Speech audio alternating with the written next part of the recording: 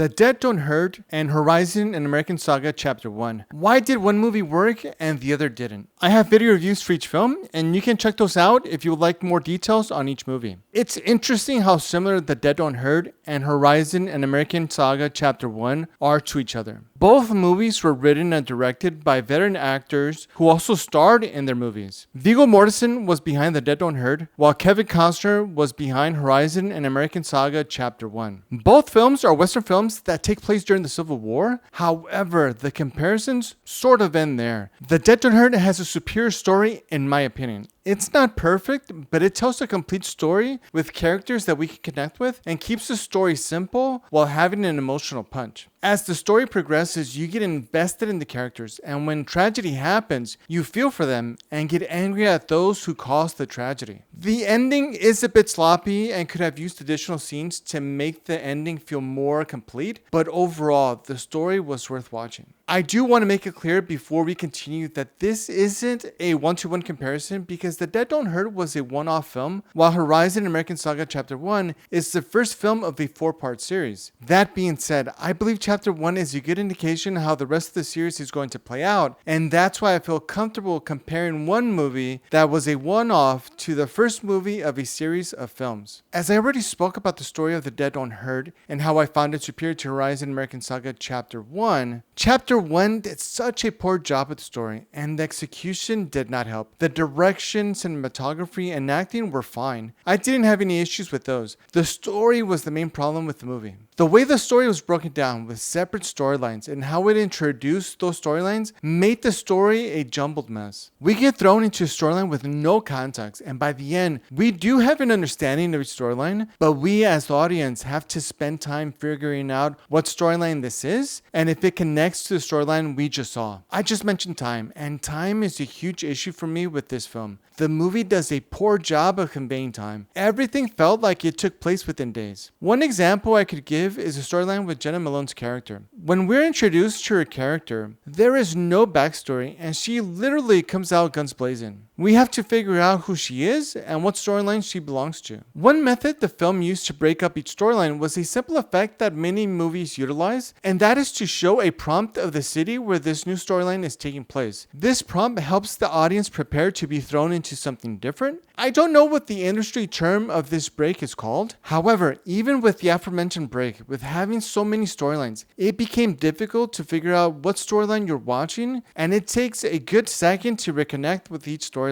It's never a good sign when you check out of a film, even for a short period of time. That disconnect played such a huge factor in the overall experience of the movie. One thing that Horizon American Saga Chapter 1 could argue in favor of is that it performed better at the box office than The Dead Don't Hurt. That is certainly true, but one needs to take into account the budget for each film. I have been unable to find the budget for The Dead Don't Hurt, but the budget for Horizon Chapter 1 has been reported to be around $100 million. I don't know if that includes the marketing.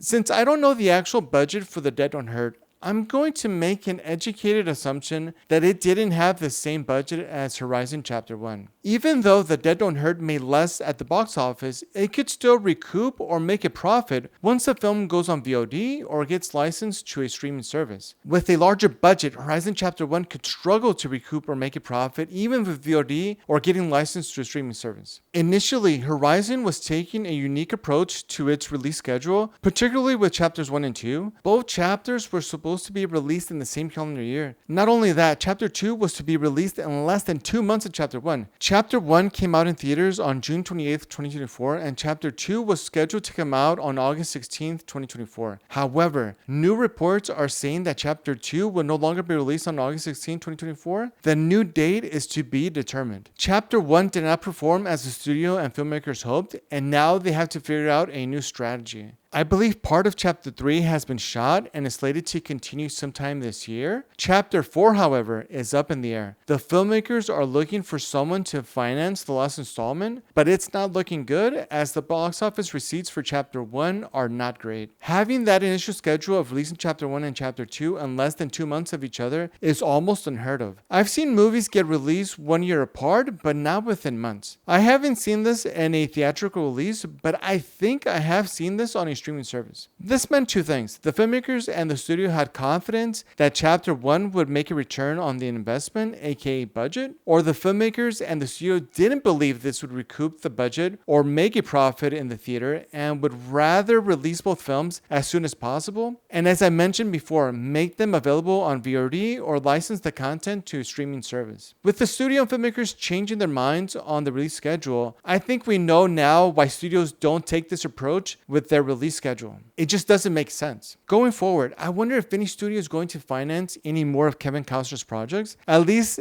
of this size of scope. It kind of reminds me of Waterworld. At the time in 1995, Waterworld was the most expensive film ever made. Just like Horizon, Waterworld struggled at the box office. However, I do believe Waterworld became profitable after ending its theatrical run and going on video. I'm sure those behind Horizon are hoping for the same. When you look back at your favorite movies, they become your favorite because of the story and how it made you feel. Whether it's a sci-fi film that introduces a cool concept like The Matrix, or a drama that makes you cry because of how emotional the story is, like Manchester by the Sea. A bad movie will also make you feel something, but it's not the type of feeling any film wants. When you feel despair watching the movie because of how bad it is, or you can't wait for it to end, or even worse, you walk out, those are signs of a waste of a story. I'm of the belief that any story could be interesting. It's going to come down to how well you write the story and execute said story on film. Unfortunately, Horizon and American Saga Chapter 1 did such a poor job at both. If you stuck around this long, why not give the video a like, try it out, see if it works, subscribe, and check out my other videos. Leave a comment and let me know what you think of both films. See you in the next video.